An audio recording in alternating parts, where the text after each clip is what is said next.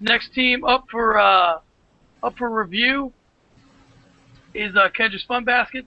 So tell me a little something about them as a drafting.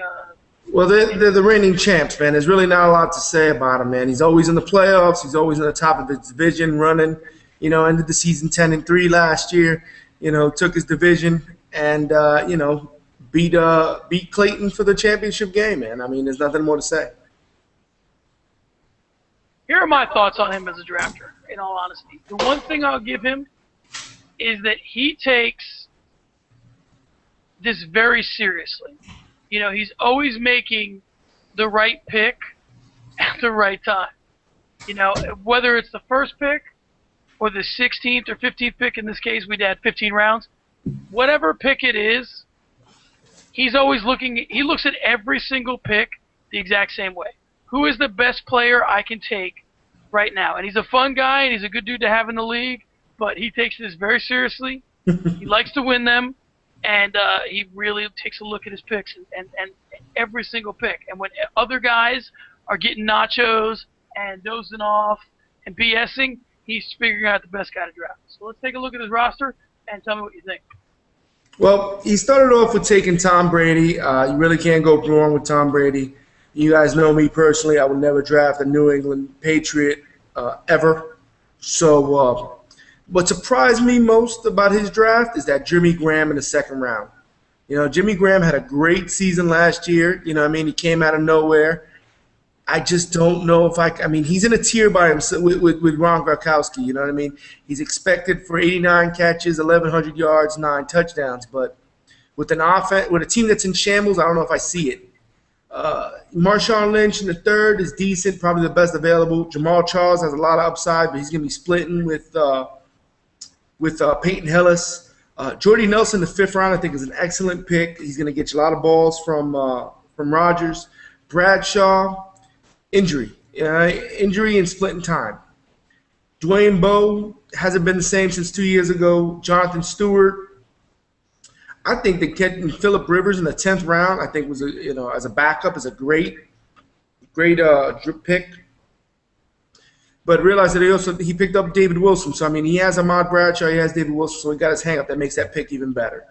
Overall, I think he has a solid team. And getting Deshaun Jackson, he actually picked him earlier, but this shows that he picked him in the last round due to some technical difficulties.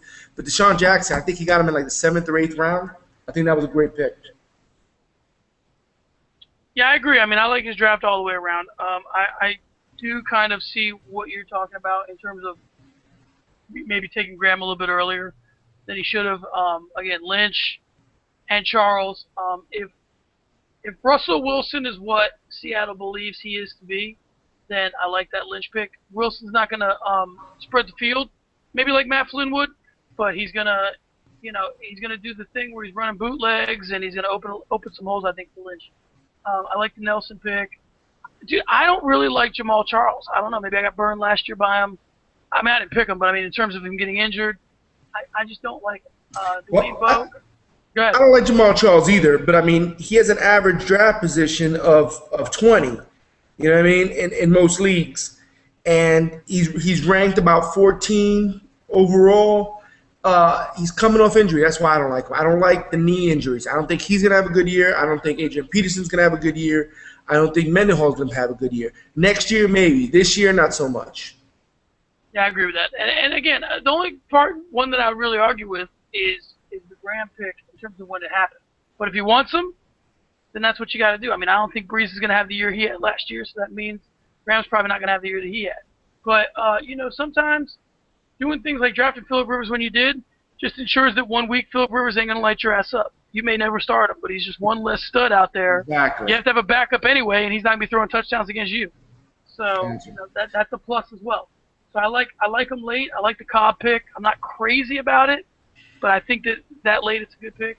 Like I said, he just drafts solidly where there's availability. He's got some huge upside on his running backs.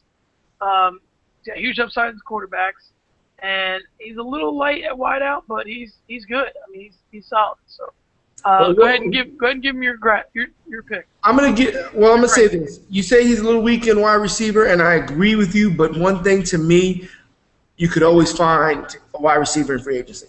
To me, that's no doubt. There's always somebody that's gonna come out the woodwork. So with that said, I'm gonna go ahead and give him an A minus. I would normally, he got a solid team, but he's just got two. His running backs are mediocre, and like you said, he has a little bit of weakness in the wide receiver position, and he's depending too much on KC's offense. So I'm gonna go ahead and give him an A minus on this one. I'm gonna give him an A. While I'm not crazy about the Graham pick, I don't know how he would have improved himself by taking Graham later. A, he might not have been there, but B, if he doesn't select Graham, what running back is he going to take there? Because no running backs went after that.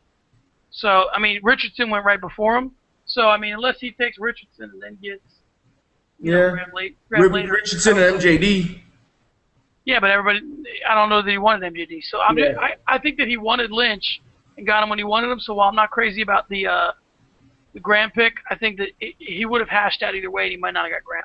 So, let's say he takes Lynch in the second, and then Graham's not there or whatever. So I don't know. So I'm gonna go ahead and give him an A. All right.